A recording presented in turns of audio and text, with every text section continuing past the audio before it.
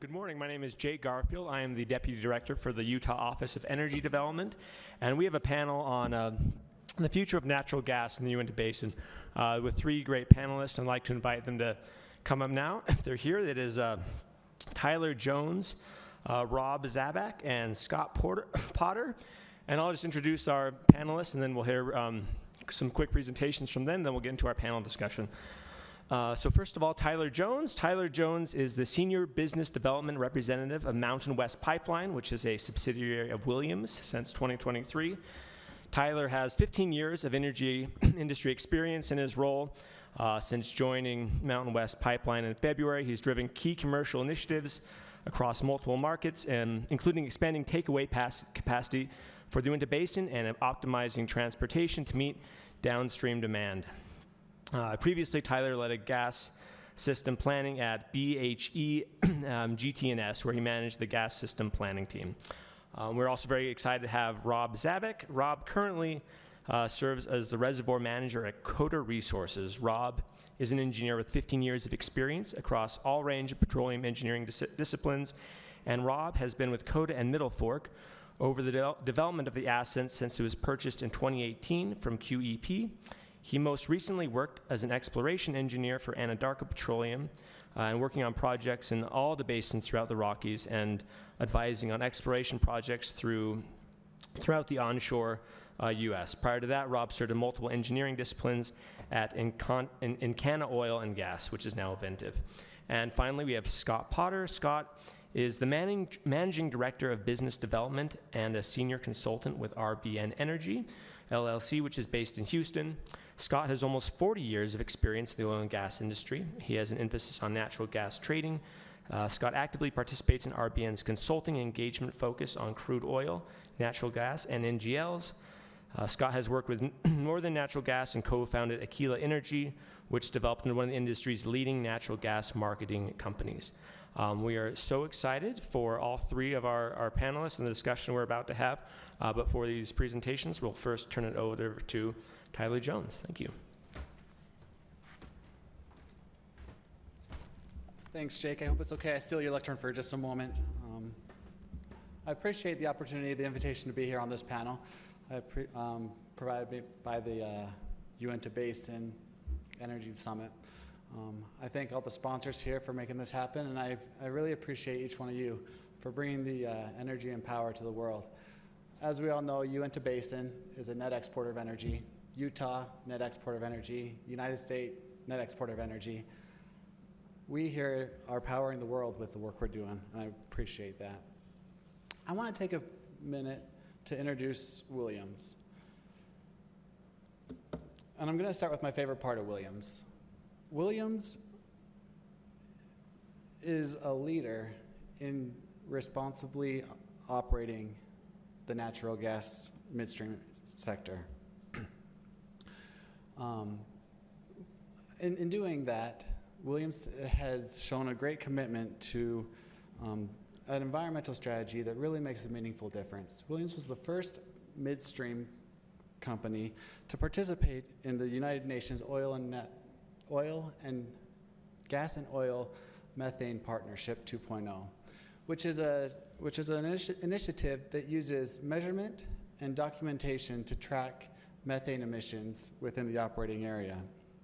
And I'm proud of Williams' participation in this project and our dedication to meet our goal of 0.035% of methane intensity as part of our next-gen gas initiative. To achieve this, we partner with several companies. Last year alone, we sent multiple satellites up into space, partnering with Orbital Sidekick and Satlantis. And those satellites up there are there for environmental reasons, to help detect the methane in our footprint and help us recognize and understand where and how to improve. We're also investing in long path technologies, which is developing frequency comb lasers to help detect methane here on the ground to help us recognize those improvements. So I'm proud to say Williams is doing its part to be a responsible operator in the energy sector. A little bit more about where we operate. Williams is a top midstream gas operator in the United States. We actually touch 1/3 of the gas that flows in the country. With over 33,000 miles of pipe, over 300 turbine compressors, we are able to reliably operate at nearly 100% of our scheduled gas volumes. We also supply gas in our sequent arm to over 30 gigawatts of power generation. Just to put that in perspective, that is enough power to be consumed in the state of Utah 10 times over.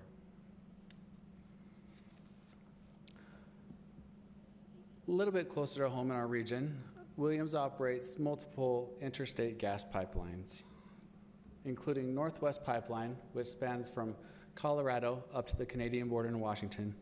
Northwest Pipeline includes nearly 4,000 miles of pipe with a bidirectional capacity of 3.8 BCF.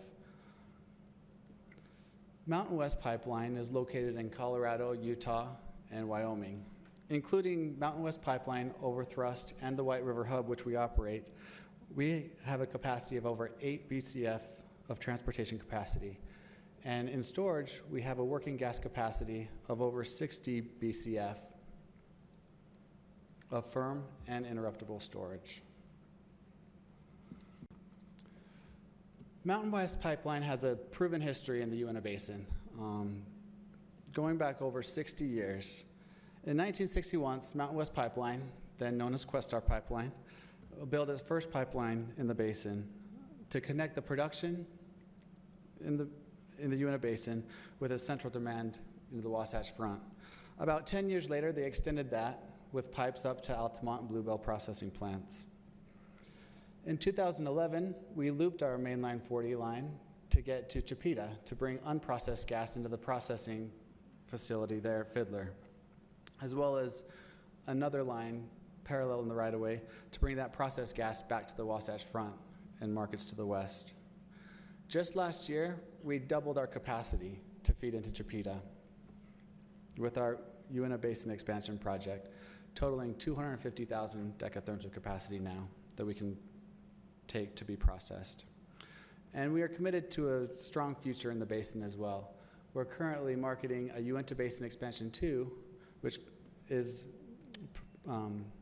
proposed to be over 66,000 decatherms of unprocessed of gas in the basin, as well as the Fiddler expansion to bring pipeline gas to the west. I'd like to just take a few moments to discuss some of the projects we are working on as a pipeline, and starting with the Uinta Basin Expansion 2, which we call UBE 2. This project is designed to further separate our processed and unprocessed gas and looping our lines in the Uinta Basin. It will provide over 48,000 decatherms of unprocessed gas that can be delivered into the processing plants in Fiddler, as well as an additional 18,000 of processed gas with capacity to get to the White River Hub. The next project I'd like to just touch on briefly is our Fiddler expansion, also known as FIDEX. This project is to bring gas from the Fiddler area to the west. So this gas would be the processed gas after it leaves the processing facilities in Fiddler. We're currently working with our customers to determine an exact scope and capacity of the project, but we have posted a non-binding open season to begin that process. At Northwest Pipeline, we had a successful binding open season last October for our Wild Trail project. This project takes production away from the White River Hub area. 58,000 of that can go up to Kern River at Opal, and an additional 25,000 flows south to the Ignacio Interconnect. And lastly, I'd just like to provide a brief update of our Clay Basin Delta Pressure Project. This project was filed last year with the FERC to increase our working gas capacity at our Clay Basin depleted reservoir. With an incremental 7.8 BCF of storage capacity, we are able to meet our customers' needs to store gas interruptibly there. Upon receiving the certificate in 2004, we immediately opened up 3 BCF of that for the market availability. The remaining 4.8 BCF will be phased into service as it becomes operationally available. Again, I want to thank you for your attendance here and for your interest in the gas in the Uinta Basin, as well as appreciate your contribution to powering the world. Thank you.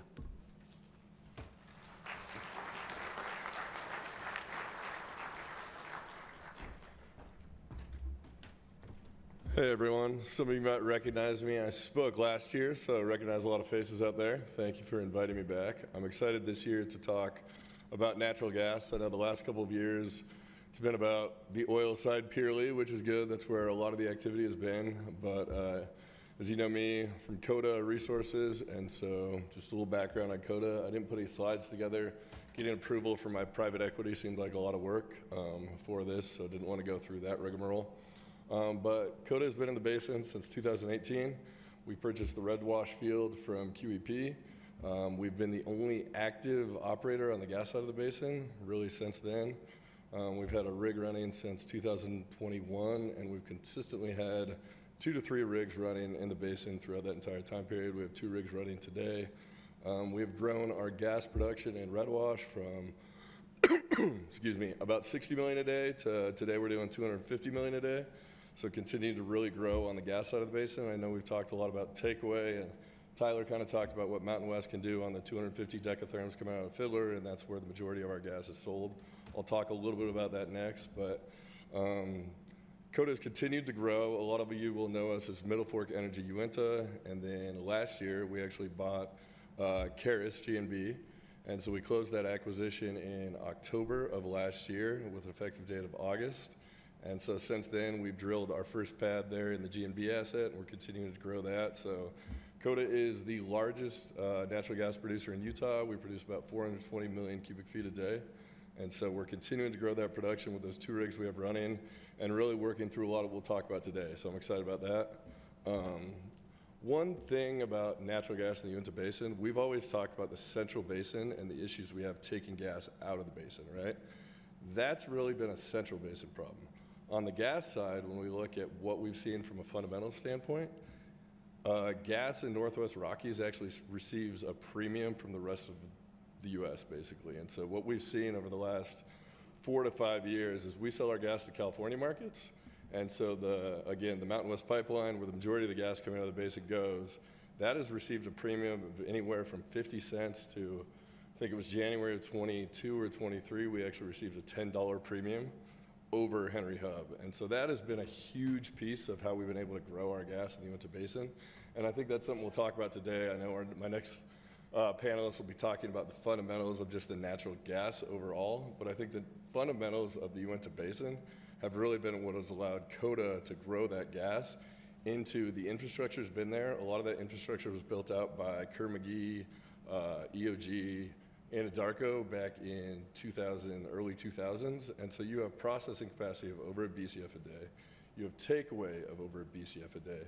And so really it's just how do we get that out of the basin, and then how do we continue to grow that production, working with the regulatory, the other operators out here, the midstream companies, and just optimizing that. And so hopefully we'll have a good panel discussion today, but yeah, background on Koda there. Thank you.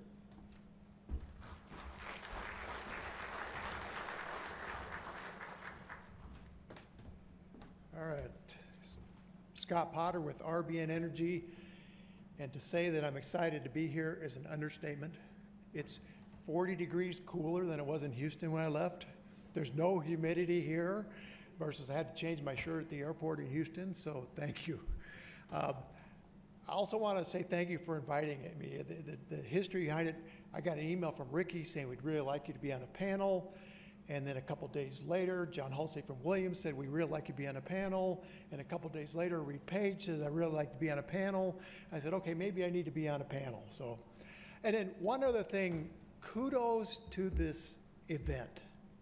When I walked in this morning and I looked around, the turnout is spectacular. I've been to events in the Marcellus where there was barely 100 people. So pat yourself on the back for the turnaround. Turnout here today. So let's see if I can make this work. Okay, U.S. natural gas markets, what to expect. So, first of all, another question. RBN, I'm not here to sell you anything. I don't know how many of you have heard of RBN, but I want to do a quick poll. Don't be shy about raising your hand. How many in here of 560 people get our morning blog at 5 a.m.? Show of hands. Reed, your hand has to go up. You're not paying attention. Okay, it's free. So if you like what I show you on the slides and say, I wish I knew more about that, you just put in your email on our website and it'll come to you every day absolutely free. So my goal is not to focus on Uinta Basin, but to focus on the gas industry in the U.S. and help you understand things that perhaps you didn't know. So I'm going to look at the natural gas by region, and I'm going to start in 2007 to show you what's happened since 2007. So back in 2007, there was 8.5 BCF a day of production offshore Gulf of Mexico. And the great news is we started early, so when I take more than 10 minutes, there won't be a red light flashing. And I can't read my teleprompter, so I'm okay. Okay, so now, there was, how do I go back? Okay, try it again. 8.5 in the offshore, 4 down in the southeast, BCF a day, 7 in the Mid-Con, Oklahoma, North Dakota, etc. The Rockies, you had 10 BCF a day back in 2007. It'd be interesting to see how they do today. And out west, we had 5 BCF a day. So that was about 50 BCF a day of production back in 2007. Now let's look how things have changed. And 2 BCF up in the Marcellus, left that off as well, up in the Northeast. So let's look at 2023 and see how things have changed since then. The Gulf of Mexico has declined. It's 2 BCF a day. Why? They can't make $2 an M work, so they're not drilling for it anymore. The Rockies, you've dropped 2 BCF a day, you're down to 8. The West has gone up to about 8. And then Texas has gone to 27 from 14, and the Marcellus went from 2 BCF to 35 BCF. That's how the whole market has changed. When you look at that, we've gone from 50 BCF to 100 BCF. Oh, one other thing. You do not have to take pictures because everybody will get this PDF if you want it. If you say it's boring, I don't want it, I don't want to hear about it. So, but interesting thing to note, 35 BCF, the Marcellus. We've doubled production. We've added 50 BCF a day since 2007. 35 of that is the Marcellus. Why is that noteworthy? Because the Marcellus, to get there, they turned pipes around, they built pipes, they did everything they could, but today they couldn't build a pipe if their life depended on it. The only way they could build a pipe if someone's grandma died because we have a shortage of gas, and that's not going to happen. Why that's important is when you start looking at the growth in demand for natural gas, you ask yourself where it's going to go. The other thing worth noting, and I got to quit tapping this because it keeps turning things on me. Come on. Okay. Texas grew a lot. Why did it grow? It wasn't because of drilling for gas, it was drilling for oil. They could care less what they get for gas. They've had to pay people to take their gas and they didn't care. What that means is the price of oil drives the growth of gas in the Permian Basin and in Texas. So now let's look at crude oil price scenarios. And for those of you who can't read it in the back, see if I can read it. You have 3 prices, we develop scenarios. If oil prices are $50, if oil prices are $65, and oil prices are $85, you can see that if oil prices are $50, we're going to drop from about 14 million barrels a day to 12. If oil prices stay the same at 65, which they're not even 65 today, we'll stay flat. And we have to see $80 oil to see growth in oil production. So all you have to do is watch the price of oil. If it stays where it is today, we could actually see oil decline. If oil declines, that means that the Permian Basin is not going to grow as much as it does, which means gas production will not grow. Now let's look at gas. Low of 2.25, which isn't much lower than what they are today in today's prompt market. Mid price of $3.75 or high price of over $5. Under those scenarios, if gas prices are low, we're going to drop down to less than 100 BCF a day. If they're at $3.75, we'll grow to 116, but we have to see $5 for gas production to actually grow, where it can get up to be 129 BCF a day. If we had more than enough capacity out of the Northeast, we could actually get to 138. So the price of gas is going to drive whether we grow or not. We have to grow if we're going to meet the demand that we see coming. So now let's talk about demand. So I want to look back at 2007 versus 2024. 2007, you can see in 2024, there's not much change, in the demand in the residential and commercial market. Even though we're building a lot of apartments and condos and apartments and commercial properties, because of efficiencies and weatherization, et cetera, demand hasn't changed much in the last 15 years. Now in the industrial section, it's grown about 5 BCF. Not bad, but not a lot. Now let's look at the power market. Power market's almost doubled from 20 BCF to 38 BCF. A lot of that's because we retired coal units, but a lot of that's because we've been building gas-fired demand. Now, the thing to note is when you ask people to forecast what's going to happen going forward, so many people say we're not going to see much growth. But what do you read in the paper every day? Artificial intelligence, AI, what does that take? Data centers. What does that take? Electricity. What do you produce electricity from? Well, you can use gas or you can use wind turbines and solar. Well, what keeps getting shut down? Growth in wind turbines and solar. That means gas. Now look at that growth curve. And for those of you in the gas industry, just think, how many wells would we have to add to keep up with that growth? And then last but not least, there's exports. Back in 2007, we had about 2 BCF a day of exports, and we're now at over 20 BCF a day. Look at that growth. So you can see all the growth has come in those two markets, the power market and the export market. And those two markets, by the way, are growing more today than they ever have in those last 15 years. Where is the gas going to come from? Now I want to show you the LNG demand and what we see coming around the pike for that. Right now, we're at about 14 BCF a day of demand.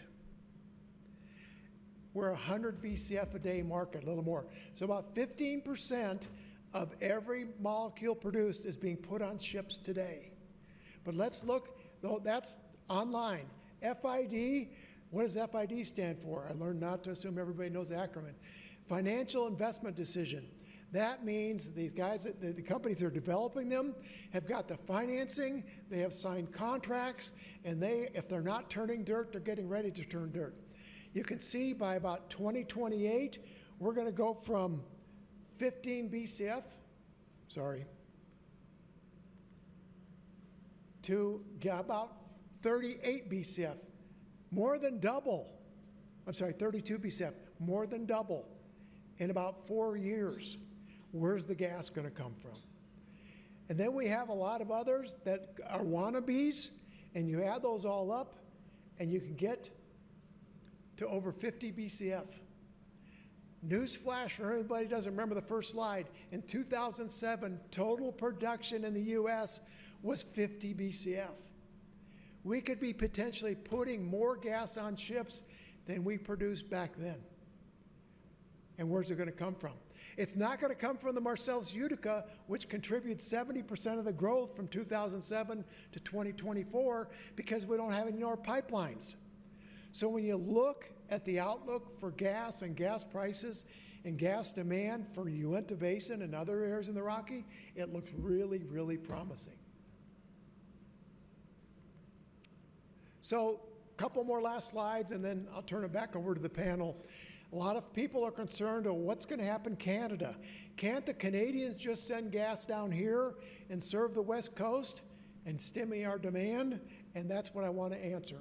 So you can see that in the last few years, British Columbia and Alberta has really had pretty healthy growth in production. The rest of Canada has really not. So most of the growth has been out west. Total production has been from 14 BCF to 18. They've increased by 4 BCF a day since 2010. When you look at what's going to happen as far as production going forward, we're looking at it's going to go from about 18 BCF to anywhere from 20 to 23 BCF. Something worth noting is even if in the low case, low gas prices up there, production still grows. Why? Is because in British Columbia and Alberta, gas is not the driver. It's natural gas liquids. The gas is more of a byproduct. They're selling it for whatever they get. They're making their money on the liquids. I think the last line is as far as demand. We look at demand. Right now in Alberta, we're about 6 BCF a day, projected to add 2 BCF a day in the next few years. And then when you look on Ontario, about 3 BCF a day, going up to about 4. What that says is all the growth in Canada is going to stay in Canada. So Uinta Basin producers, you're safe. So with that, I'll turn it over to the panel. And again, the slides are available to everyone. The blog is free. Thank you.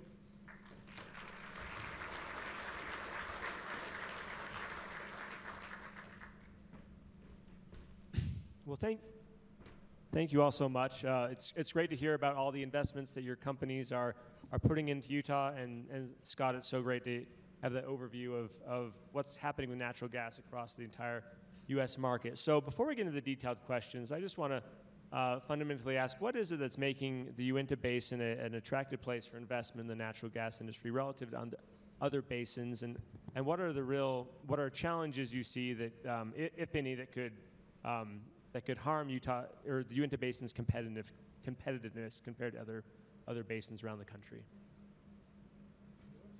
Yeah, I think I'll take that since we've been the active investor in the Uinta Basin. I mentioned it kind of as I introduced, but one of the big drivers over the last several years has been that premium that we're seeing on Northwest Rockies, and that's really been driven by, we didn't get into it, Scott talked a lot, fundamentals across the United States, but what we've seen in California is a completely different story. They've retired coal generation on the power side.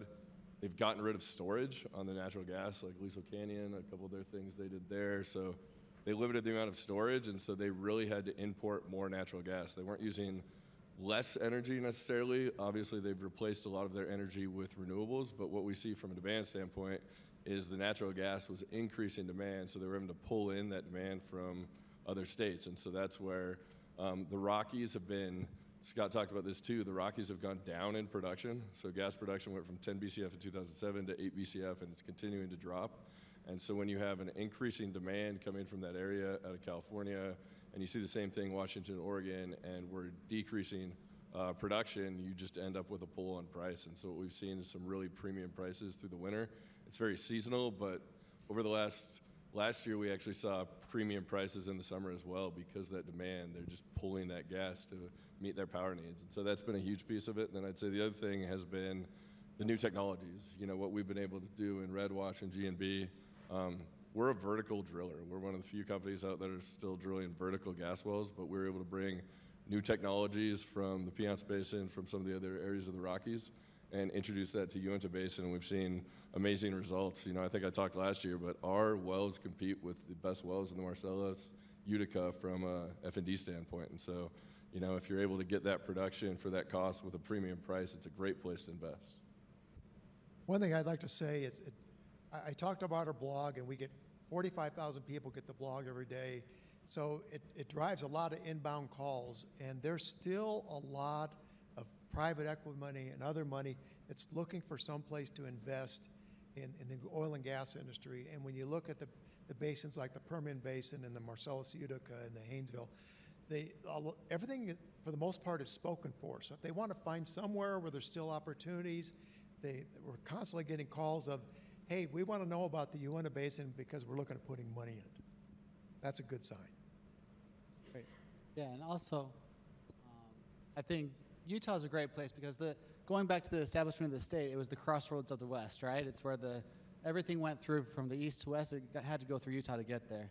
Similar is true in the energy industry, I believe. We're centrally located, a little bit of a hub of the Rockies is how the Questar team used to define it. Additionally, I'd say that Utah has great support from our government as well. Operation Gigawatt, a lot of help for development. The state tax credits are really helping attract businesses that use a lot of energy, as Rob mentioned. So I think that those things also help.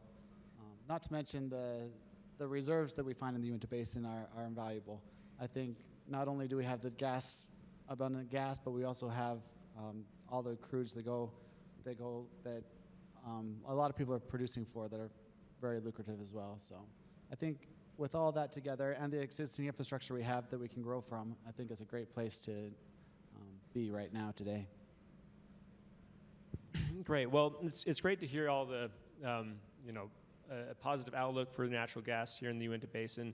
Obviously, Utah's an inland state, though we're crossroads of the West, we are located a long ways away from different places, and the Uinta Basin is very mountainous. Rob, you mentioned takeaway in your presentation, and Tyler, you're obviously in the pipeline business. What do you all see as the real challenges facing takeaway in Utah, and what are the opportunities to overcome some of the takeaway challenges we have here?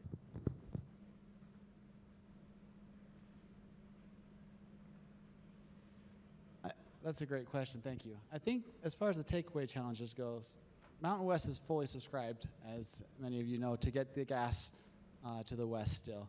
I mentioned our FitX project that we're looking to market to increase that capacity, but one of the challenges that we're finding is the time it takes for that to happen.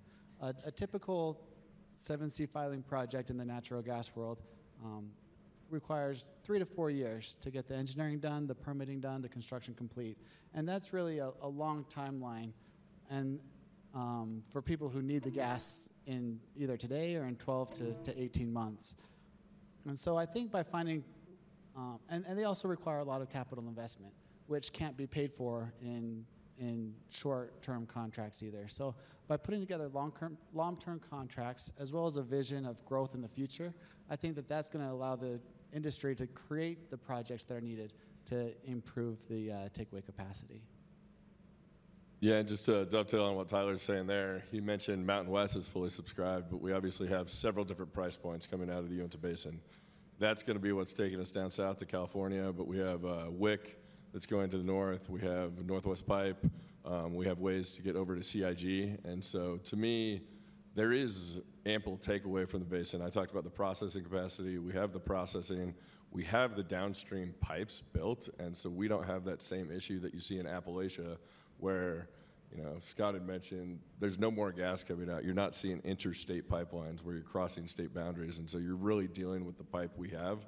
And so we have the pipe out of the basin. It's figuring out how do we find those downstream users. I mentioned the seasonality. What we see in the Rockies, and it's been going on in my entire career, is the shoulder season kills our demand. You really see a huge drop in price, and so we have to look at it more from an average throughout the course of the year. But can we figure out new ways to kind of increase local demand? We talked about the data centers. We've been working with a lot of companies. I think we'll hit that. But what are the different ways that we maximize the demand usage year-round to be able to get that gas out? And then also optimizing where that downstream takeaway is, subscribing to Mountain West, getting it to those premium markets, figuring out a way to really optimize what markets we take it to at different times of year, and that becomes a marketing issue. And my marketing guy couldn't make it today, but that's what he's on the phone doing all the time is what's the best market for gas at the time. But really, the takeaway is there. It becomes a price standpoint, Jake. Like, what is the price we're receiving at different times of year? So from my perspective, the biggest issue to overcome is uncertainty. Williams they'll talk to you about an expansion. They love to put pipe in the ground, but in order for them to do that, they've got to get people willing to make commitments, to sign the contracts. And producers are in the business typically of drilling wells, not signing transportation contracts. and they have to get over that hurdle. And without those contracts, the midstreamer can't go forward to adding the capacity needed to get it out of the basin. So, and then why isn't the producer ready, willing, and able to sign a contract? Because there's a certainty of what is the price going to be for the next 2, 3, 4, 5 years. Am I going to be able to make money if I do that? Because once I sign that contract, I have the commitment for that. And so without a clear picture, it's hard for people to do that. But if the gas demand comes and it shows healthy prices long-term, 4 or 5 years, I believe you're going to see things happen a lot quicker. Great. So, Rob, you just mentioned data centers, and Scott, you mentioned data centers in your presentation. At my agency, the Utah Office of Energy Development, we speak with a lot of companies interested in building data centers here in Utah, and it can be a challenge with getting power to those data centers. Just this last legislative session, the Utah legislature passed a bill, which was SB 132, which ensures that as data centers or the large loads are developed, they can't just they expect the ratepayers to kind of pay for the cost of that needed energy that needs to happen in other ways. And so there's a lot of data center companies that are interested in building their own generation, their own natural gas generation here in Utah. So just going off of our conversation about takeaway, what do you see specifically in the Utah market as opportunities for data centers to build their own natural gas generation? What are the challenges that maybe they should think about as they're trying to build here in Utah, given constraints of both our takeaway and just the supply of natural gas itself? I can start off on that one. Thanks, Jake. Utah's an excellent opportunity for data centers to develop. I think we have the infrastructure needed to supply them with the resources they need to generate that power, as well as the support of the government who really wants to see those projects come in. I think that there's several factors that make it challenging in certain areas. Obviously, one of the big factors that slows down the process would be our air quality and non-attainment areas. I think when data centers are able to find a location that they want to develop, that's one critical piece that they have to look at, is how do they impact the air environmental models. But really we have the resources we need to make that happen. I think there is definitely a path forward to see great growth in the data center sector. Yeah, and I mentioned on the marketing side, our marketing team is constantly looking at optimizing that price point. How do we get this gas out? And frankly, we have a lot of locations. We look at our inventory, and we're continuing to look at ramping up production. We've grown production, I mentioned, from 60 million in red wash to 250 million a day. So we're 420 million a day gross production at the wellhead across our 2 assets. Our projections see us exiting 2026 at, 500 million. So we're continuing to grow that production. And so when we talk and we look Central Basin, you look at with some of the new operators coming in, with SM coming in, 4 Point coming in, they're going to need to put money to work to make those acquisitions that they had make sense. And so you're going to continue to see growth on the gas side in that part of the basin. And what we also see on legacy basins, as we get more advanced wells, you're seeing the GORs stay flatter longer. And so your gas growth actually happens faster than your oil growth, typically on that end. And so I think you have the gas production in the basin. I think Tyler mentioned you have the companies looking, you have the government support. And so really it's going to be the industries coming together with the transmission side, getting the supply of natural gas coming in, working with the government agencies. Where does this make the most sense? I know the data center companies really need people to come in and out, so they're looking at being close to an airport. What does that look like? But we're working with Williams, we're working with other companies, we're talking with your office, and just what can we do to underwrite the project. Scott mentioned how difficult it can be to underwrite a project for downstream takeaway. This is something that's easier to underwrite a project if you tie it to a gas price, like a Henry Hub type price, as opposed to tying it to a pipeline price, which then I'm looking at a differential, and so I'm not able to necessarily hedge into that. And so this allows potentially a market that we can get more confidence in what that gas price we're going to receive is, and allows us to underwrite those type of projects. One comment on the data centers. At RBN, it's been really, really hard for us to get our arms around about how much demand that means. And we've learned a lot about data centers. You know, data centers, yes, they need power, but they also need water. They also need access to the internet. And I would say, or we would say, that it's going to be a matter of first mover advantage, because these folks that are building the data centers, they're not just looking in Utah or Wyoming and the West Coast. They're looking everywhere in the world, because they can build them anywhere, whether it's Norway, it doesn't matter.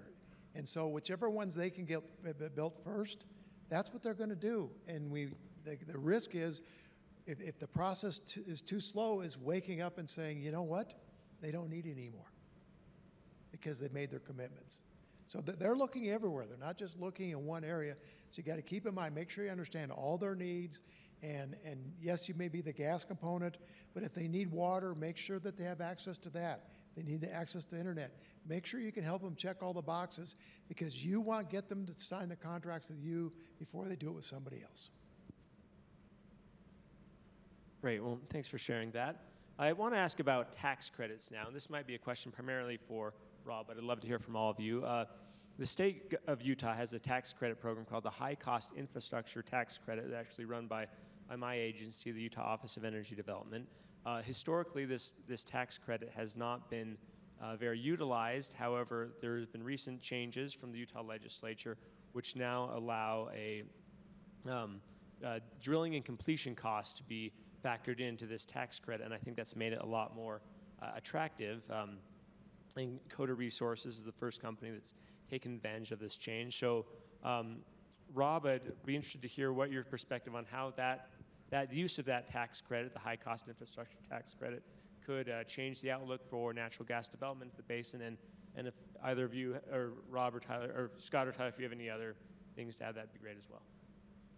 Yeah, so as Jake mentioned, we're the first producer, I guess upstream operator, to have applied for the high cost infrastructure tax credit. I believe there's been several refiners and people have done it historically, but because it's an infrastructure tax credit, people typically don't think of upstream producers as investing that money in the midstream to be able to take advantage of something like that. And so we worked heavily with your office, and I think it was a great private-public relationship on working together and trying to understand, what is this meant for? What is the goal of this for both industry, but also for the public? Why do we have this tax credit in place? And I mean, it's really to incentivize investment, right? So just for those who aren't aware, the tax credit basically gives us a tax break on, like, our severance tax was added into it. So it's income tax, sales tax, and severance tax. We still pay the taxes. We just get a benefit of 30% of those taxes based on how much money we put on the infrastructure side. And so if you want to think about it from the public's perspective, if I'm able to spend $100 million to bring in additional tax revenue to the state, I get a tax break on 50% of that $100 million. So I get a $50 million tax break. I can use that on those severance, sales, income tax for growth. So it's only for what I do above and beyond. So what is that investment I put in? Give back. So if I add an extra $10 million a year of revenue to the state's getting $7 million they weren't going to get without that, and then I get to keep $3 million of that tax burden that I got just by growing that tax base, right? So I think that's a key to it. What it's allowed us to do is go to our investors. Scott talked about what does growth look like at different natural gas prices, right? We know there's a lot of complexities that go into our industry from my end of the world with the drill bit, uncertainty around production. But the biggest driver of most things is price.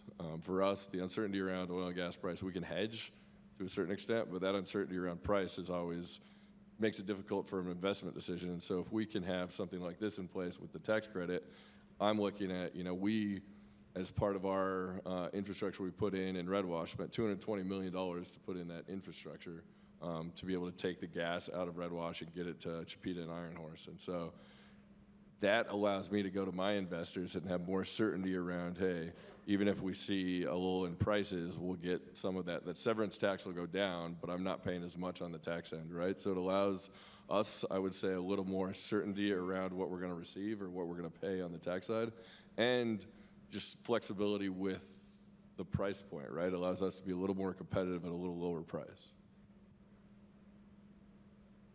I don't know if Tyler, Scott, you have any other thoughts on that? If Rob's happy, I'm happy. So I think no, it's a great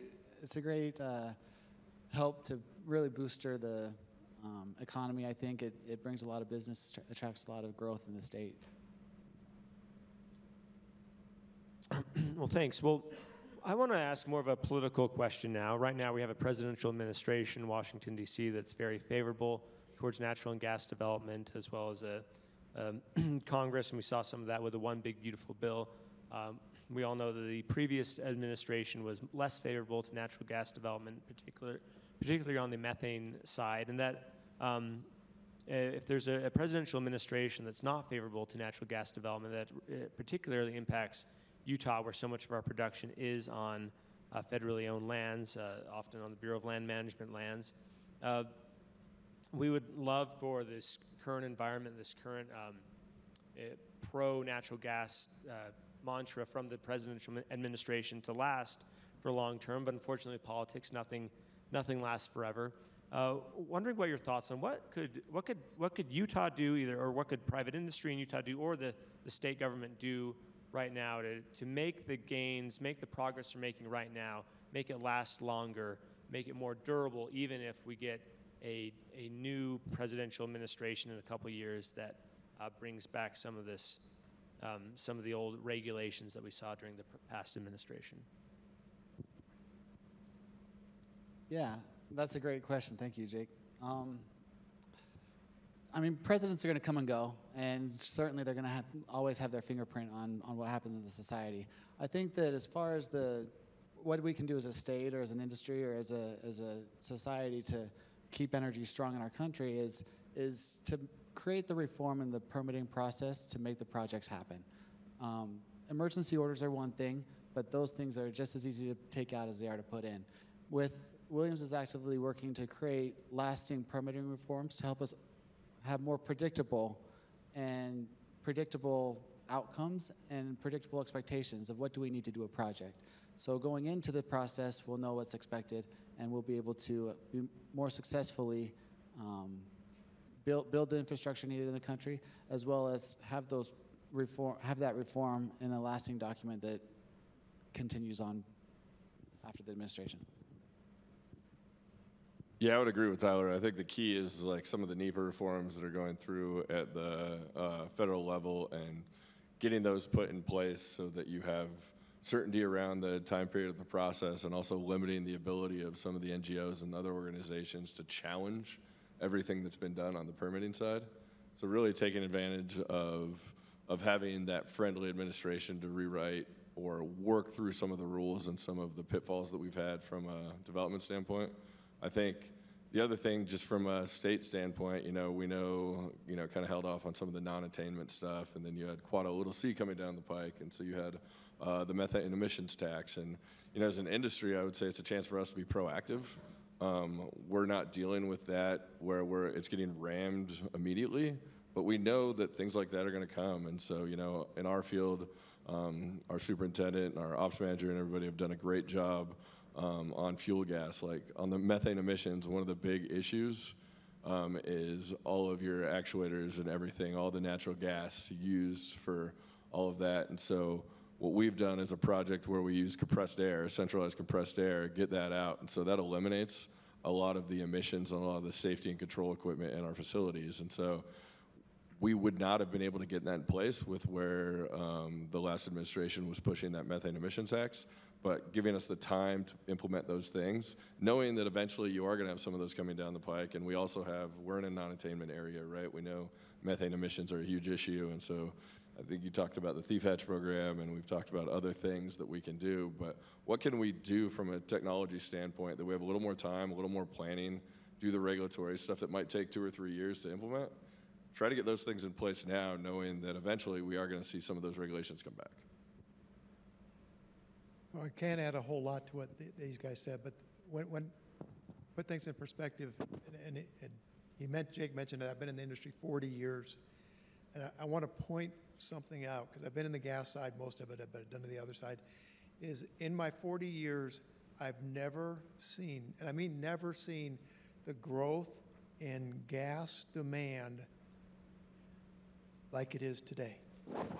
Never, between the power, the LNG, the industrials we're trying to bring back. And so the big challenge is take advantage of the wave. And what do you need to do to build the infrastructure to take advantage of where we are today? So get with the producers, get with the midstreamers and brainstorm and say, what are the obstacles that are slowing us down from capitalizing on what we see in front of us? And that way, if you capitalize on it, then if the wave slows down, then you're very well positioned. You can't waste, it's like playing tennis. You got to position yourself and be there. And if you do that, then if lean times come, then you'll be well positioned to survive them. And I think Scott said a great point that, I'd like to just emphasize is taking advantage of those infrastructure projects and those things that you can get done in the short term that will set you up for long-term success. Like some of those infrastructure, talked about interstate pipelines, but the infrastructure projects can be very difficult to get through, and that's where you're going through the EPA and more of the federal government. And so anything we can do up front there is huge for the basin. But ask these guys what you can do to help them to get their projects through, because they do want to get their projects through, whether drill more wells, pouring more pipe in the ground. And then you'll be well positioned to serve that demand. Right. Well, it's so great to hear about things that Koda's doing to reduce your emissions through your use of compressed air. And Tyler, you were mentioning earlier the environmental initiatives that Mountain West Pipeline has looked into and is implementing. In Utah, we really pride ourselves on being a state that looks to our private industry to do stuff voluntarily first and foremost, to reduce environmental impacts, be good environmental stewards just on the company's own prerogatives.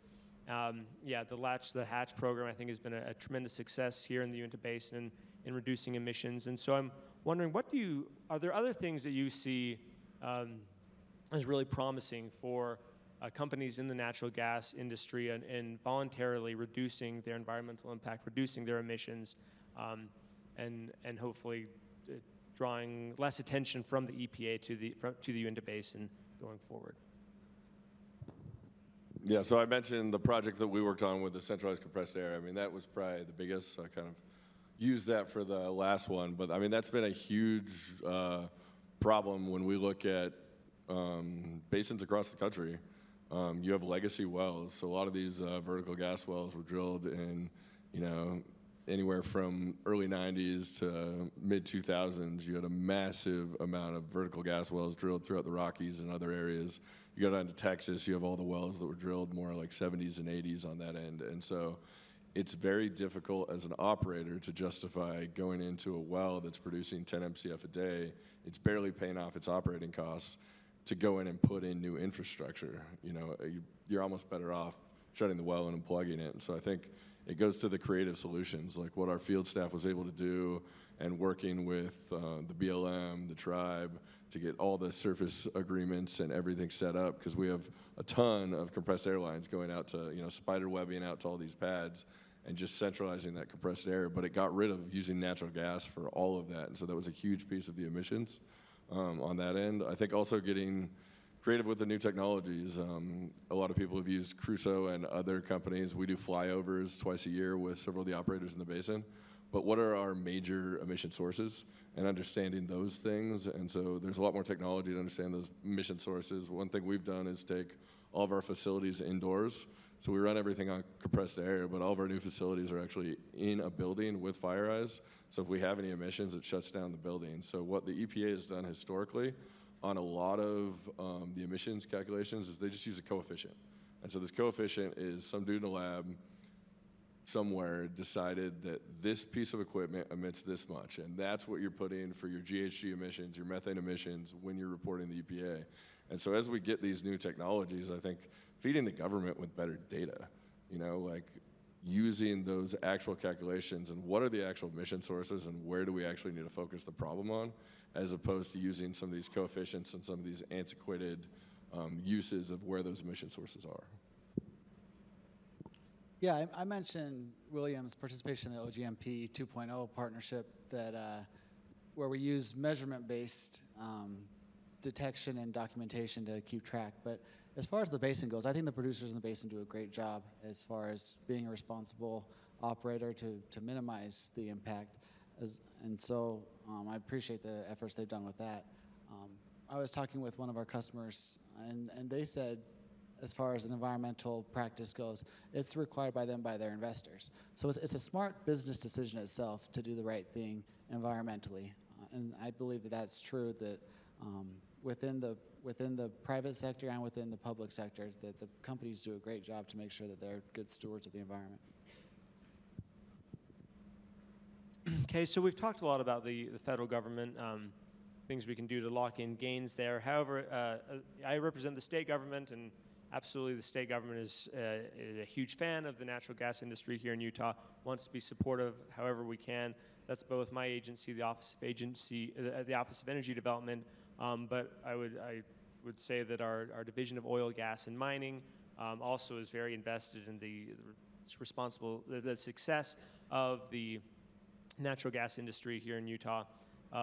But I'd be curious, are there things that you would like you think the state government could do better, areas where we could improve to make natural gas development more profitable and more inviting within the state, while still making sure that things we're still being responsible and minimizing environmental impacts?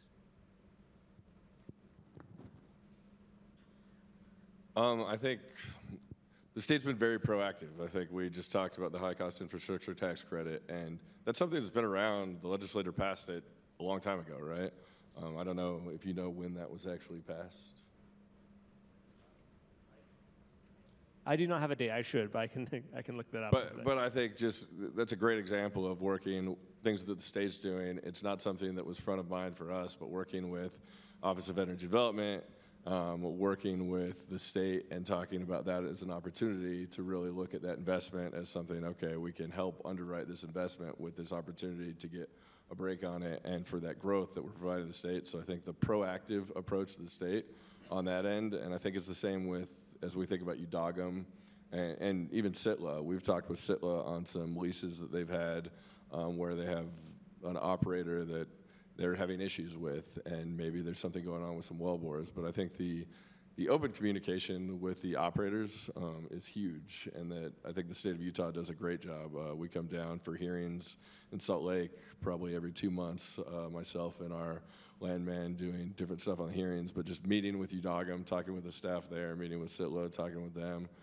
It's just keeping that open line of communication to find opportunities where we can work together, or where one of us might be having an issue that we weren't aware of and the other side can help out. Yeah, I agree that the state, I believe, does a great job supporting the industry. One benefit, just to echo what Rob said, is the communication that we have I know that you mentioned Joseph Holst before. He meets quite regularly up at the Capitol to communicate, to say this is what our industry looks like, this is what we might need to make the state a better place. And that open communication is really beneficial. Obviously, the Operation Gigawatt to help spur growth in this state is going to definitely improve the situation for the entire energy industry. That's great to hear. I'm glad to hear that we're doing a good job, and we'll keep looking for ways to improve. With our remaining time, we would actually like to turn it over to the audience to ask any questions of the panelists. And I don't know if we have any microphones out there in the audience, but I can come down.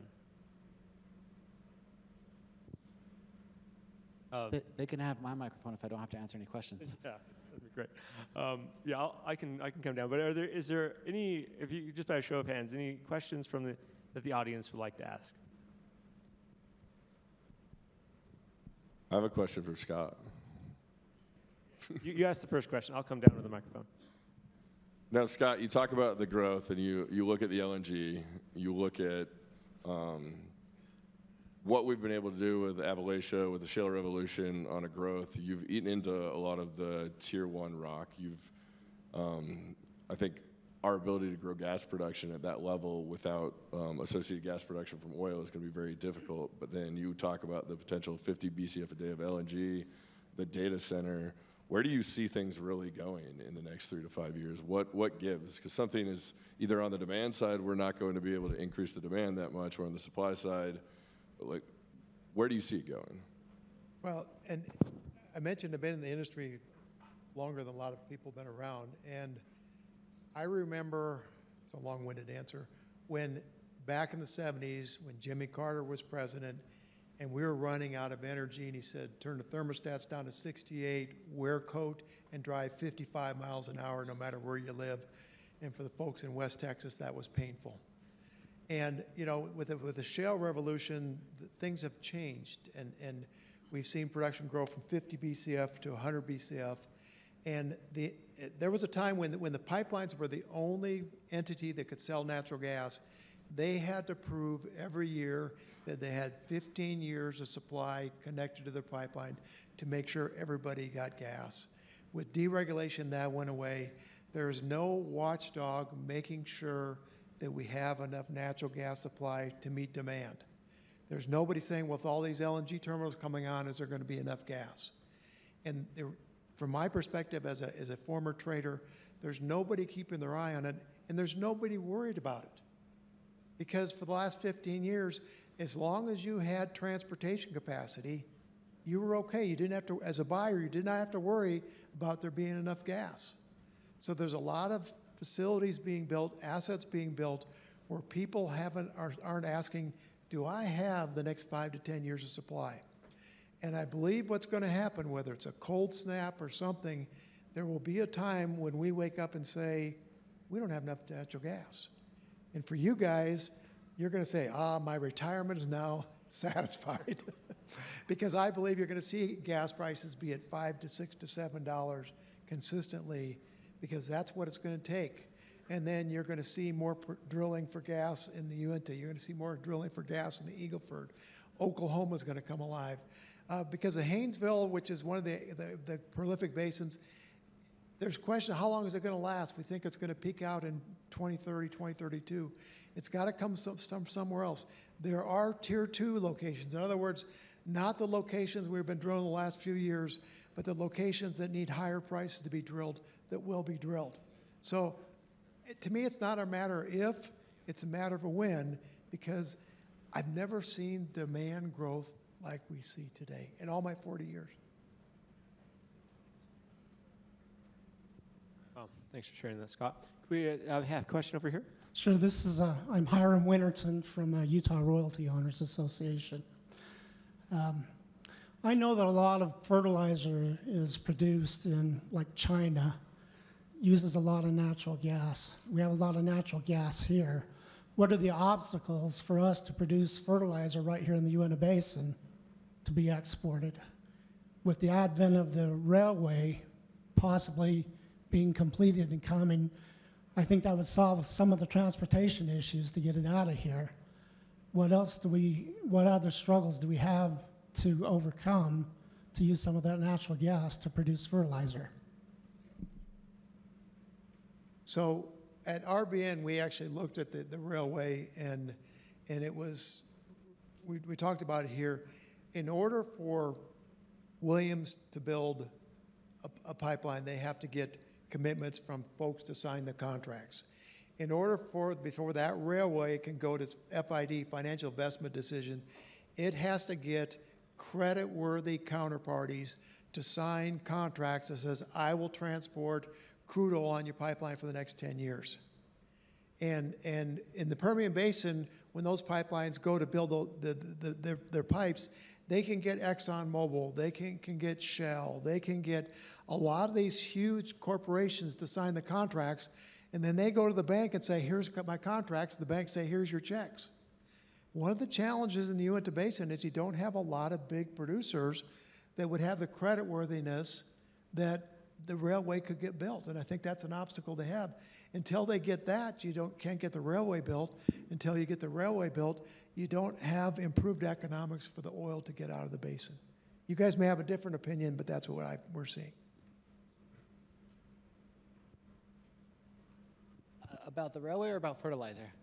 I tend to know a little bit. I don't know very much about railroads, and I know much less about how to make fertilizer. so I don't have much comment other than to know the energy's there. The question is, what's the compositions, and does it make sense to use that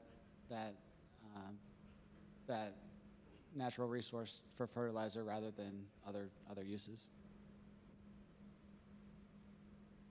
So Scott, just a follow-up question on that. I mean, talking about the Uinta Basin Railway and just the amount of capital that you see in the Permian Basin that we don't really see here to the same extent in the Uinta Basin.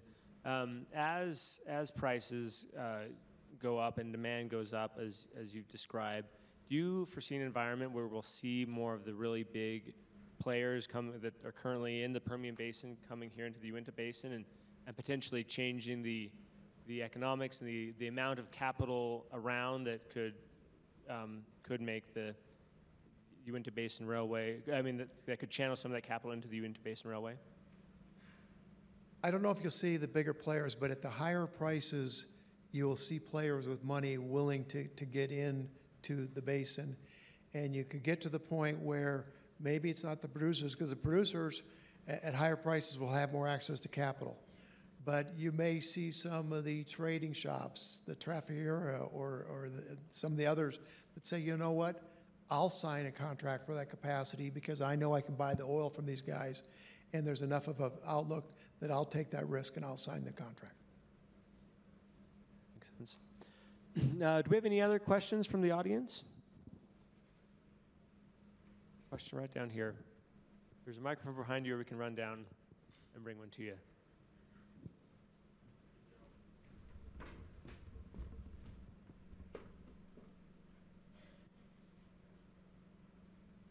I just had a question for Scott, kind of along the lines of price, I guess, and supply needs. On the data center side, you obviously have a need for long-term supplies. Do you see them ever, an incentive for them to work with producers and jointly develop fields to supply those data centers, or do you see that they've got better options elsewhere?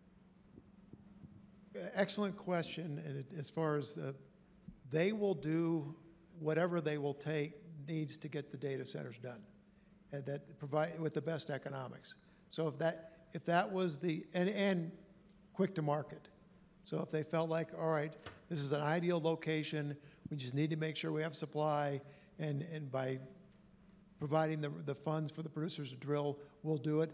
It had to be attractive and low risk, and they would do it. But then you look at what are their other options? Are there others that require them to take less of a risk? They're going to go with the least risk route. Great. Oh, I see Reg Johnson standing up. Is that a question, Reg? Great.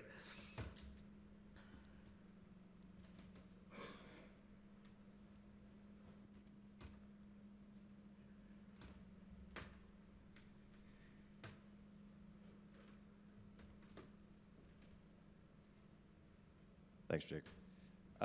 Utah's struggled getting export terminals for our coal, for Utah coal and for Wyoming coal, especially on the West Coast. Are we going to see similar constraints, political constraints for our LNG export terminals in those areas? Talking about for the LNG terminals down in the Gulf Coast?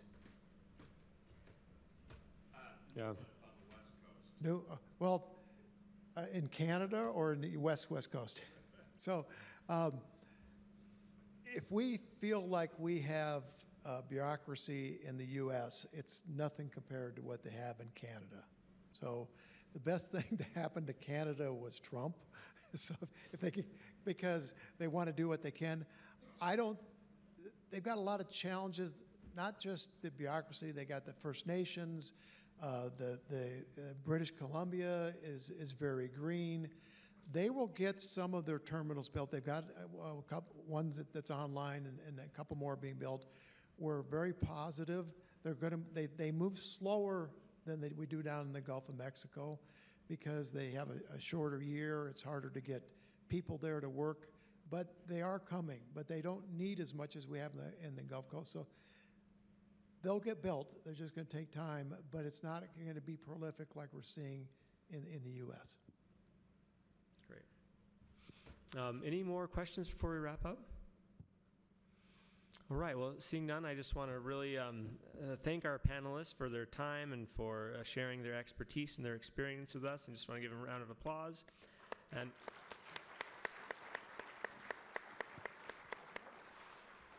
I just want to thank them for their investments in the state of Utah. So, Is this a soup?